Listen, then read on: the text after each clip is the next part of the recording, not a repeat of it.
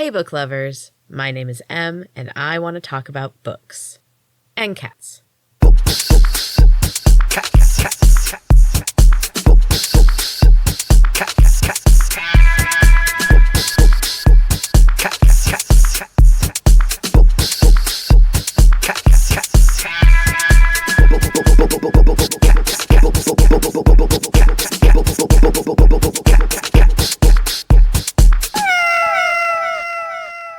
Hey book lovers, welcome back. First, I want to say thank you so much for listening to the podcast.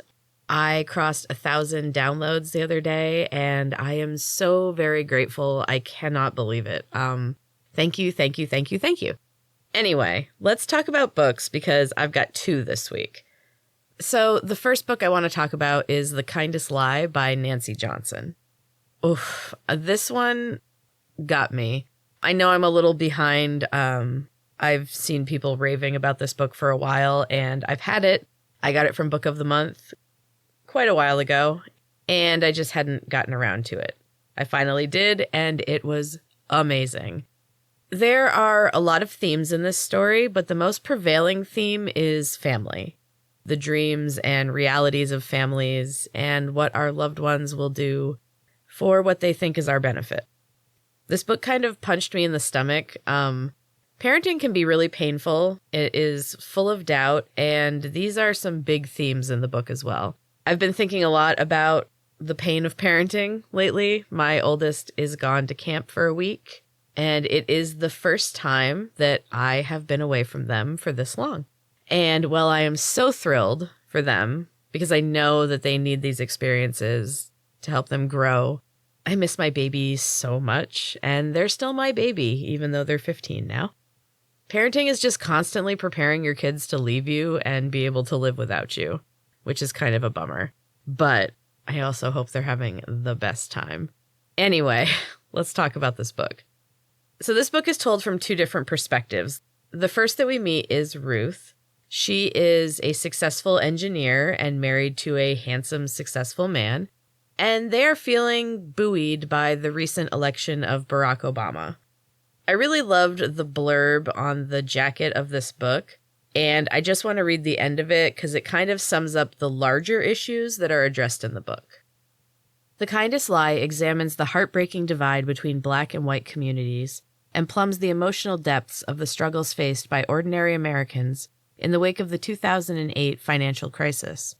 Capturing the profound racial injustices and class inequalities roiling society, Nancy Johnson's debut novel offers an unflinching view of motherhood in contemporary America and the never-ending quest to achieve the American dream. So that sums it up pretty well. Those are the larger themes. The book begins with a revelation. While Xavier, Ruth's husband, is pushing for a baby, Ruth has a secret.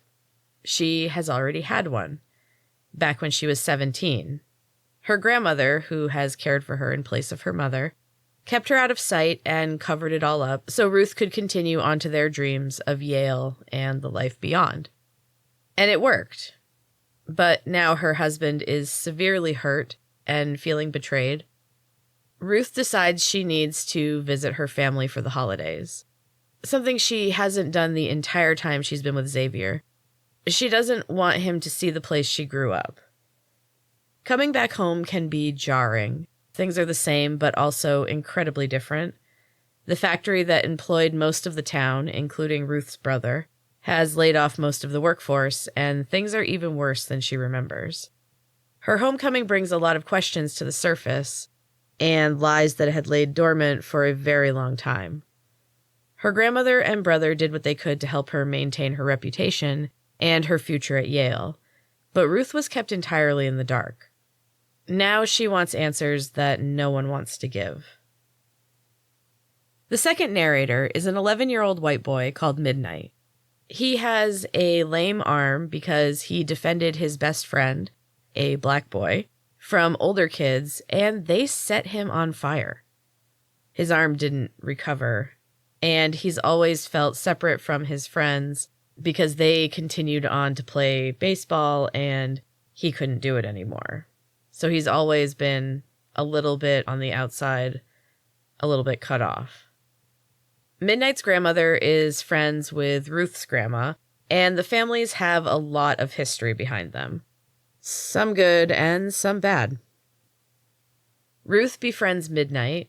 She is yearning for her real son, and Midnight is starved for love and attention.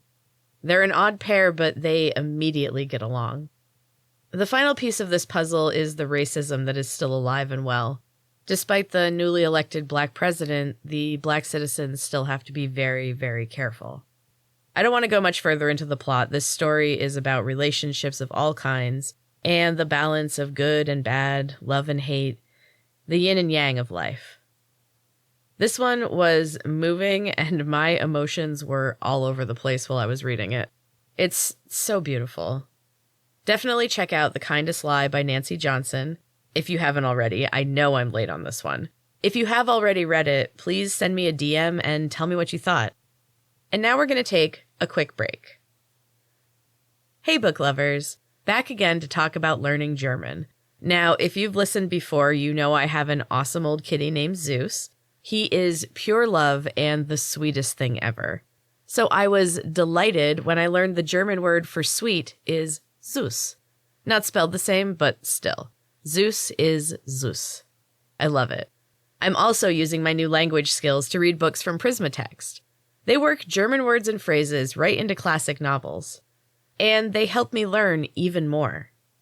The books come in English as a first language, with words and phrases in many different languages, including Spanish, French, German, Italian, and Portuguese.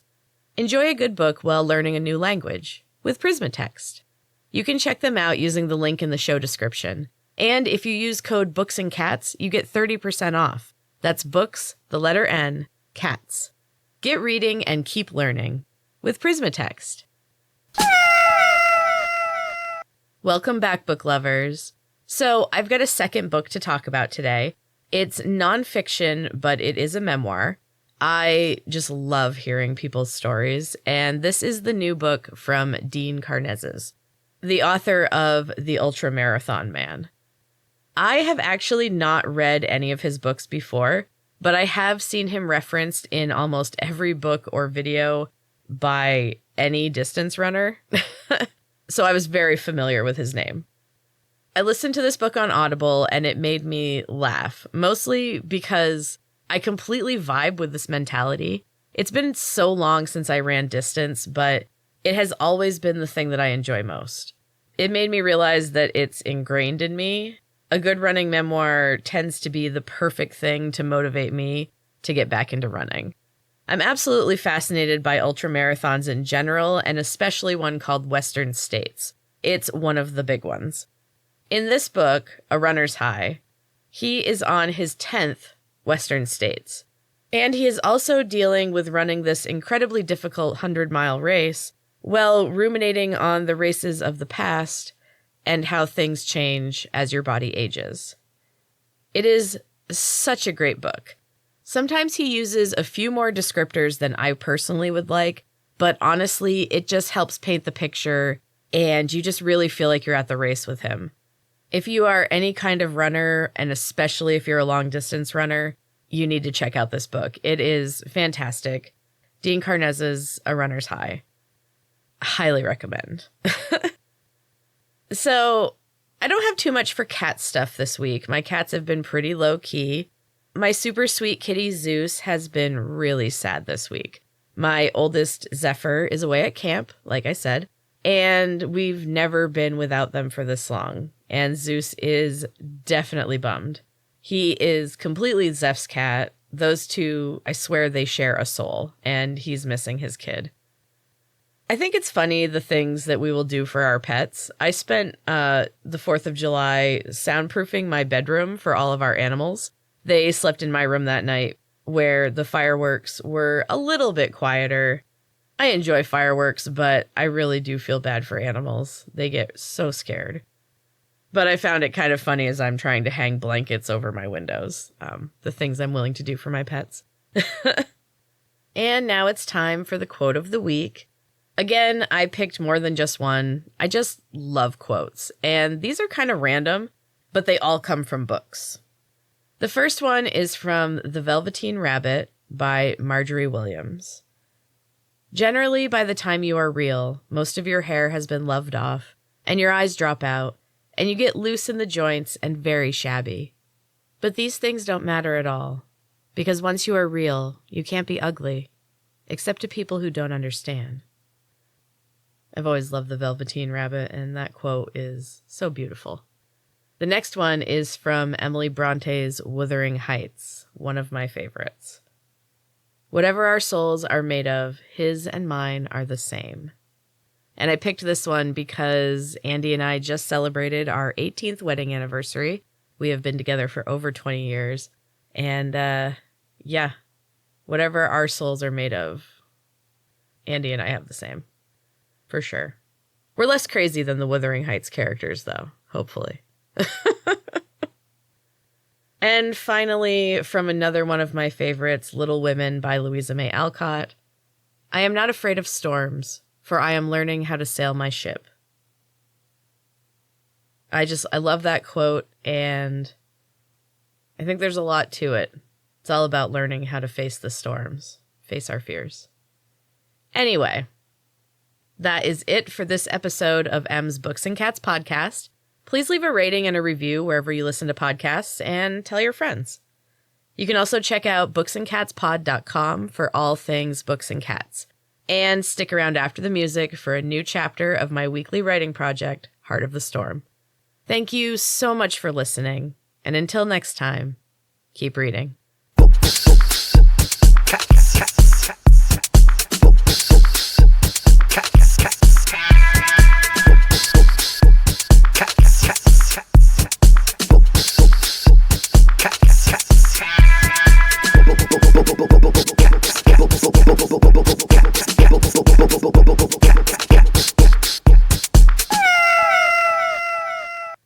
Hey book lovers, thanks for sticking around.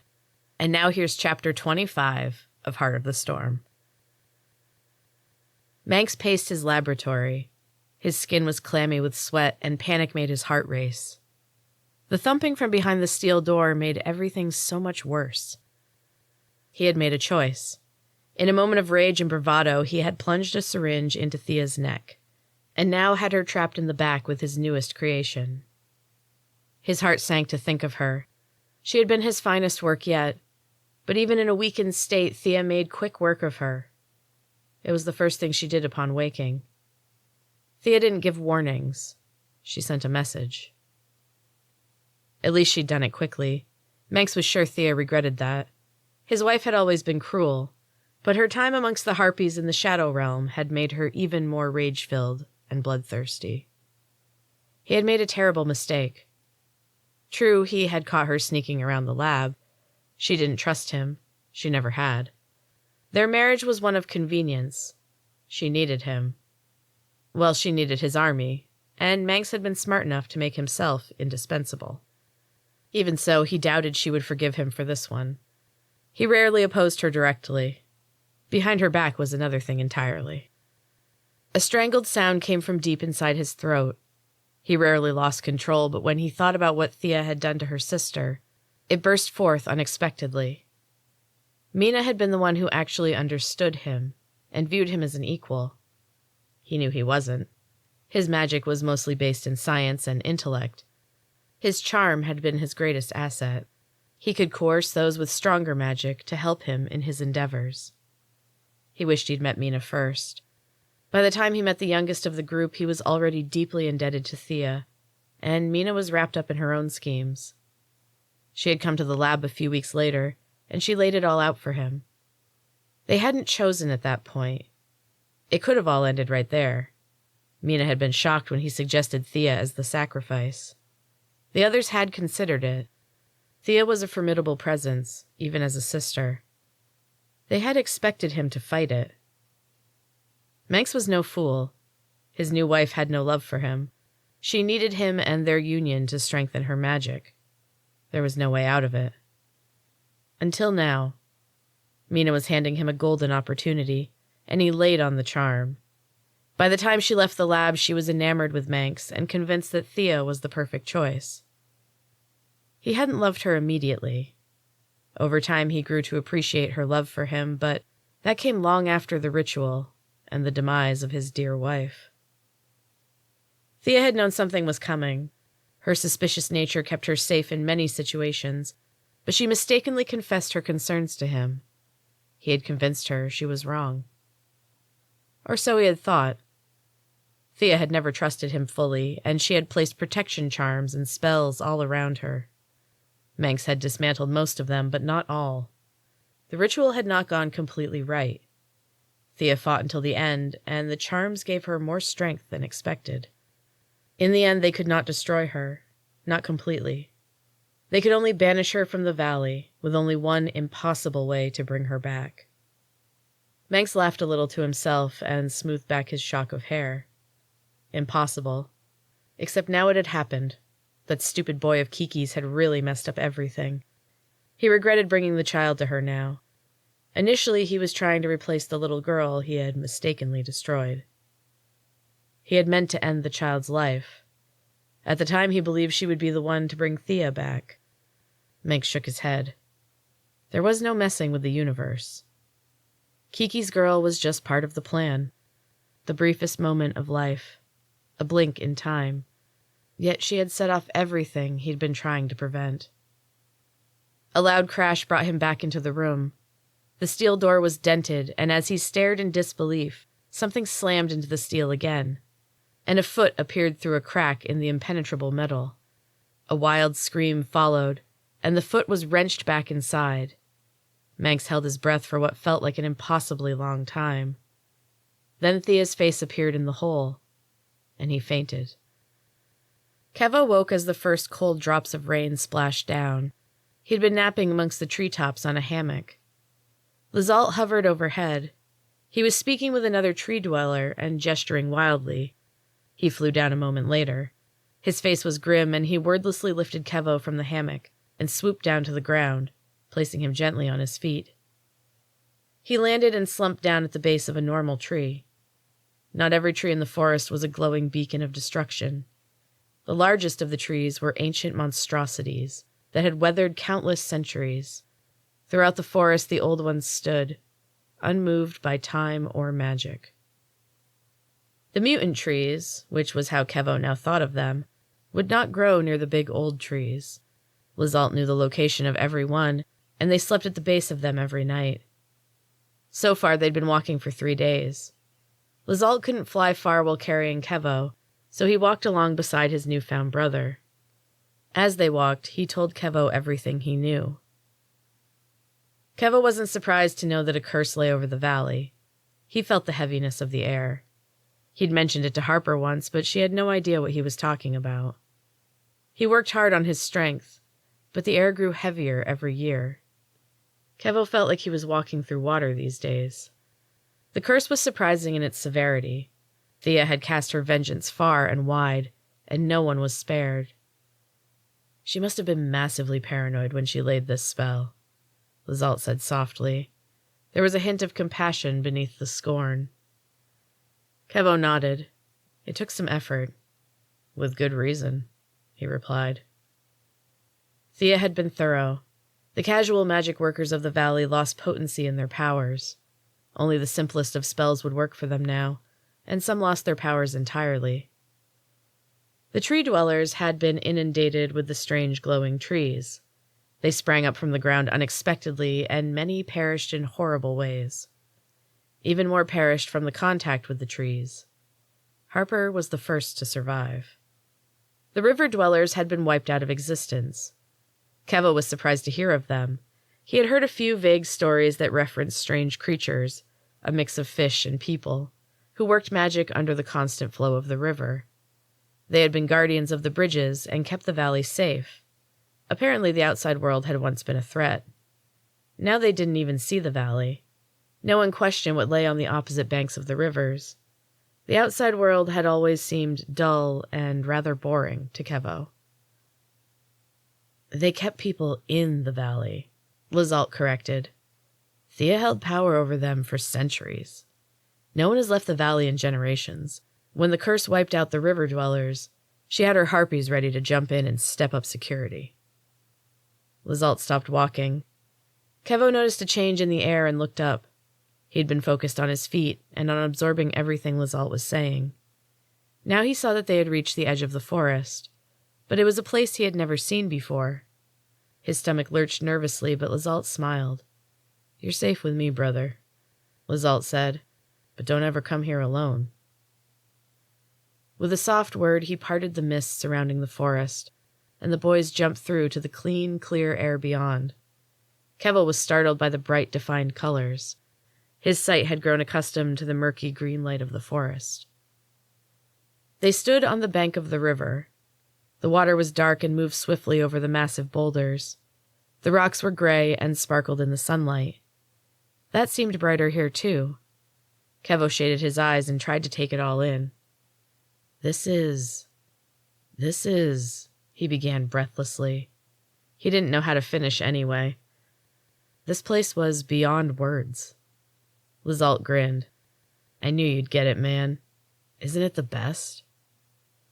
He plopped down on a fallen tree trunk. Not a strange cursed tree. This one had lived a long, proud life before coming to rest on the riverbank.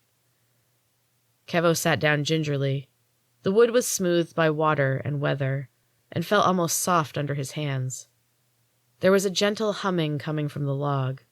A hint of the spirit still remained.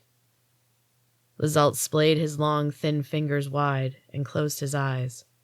He hummed softly, matching the song of the weather-beaten wood. His fingers glowed a deep amber, and the color moved up into his limbs until he was completely transformed. Magic glittered and swirled over the surface of his skin. He opened his eyes and grinned. "Now I'm ready." "Ready for what?" Kevo asked, but he already knew the answer. "For war," was Lizault's casual reply. And that is the end of Chapter 25, book lovers. I hope you're still enjoying Heart of the Storm, and I will be back next week with a new chapter. Until next time, keep reading.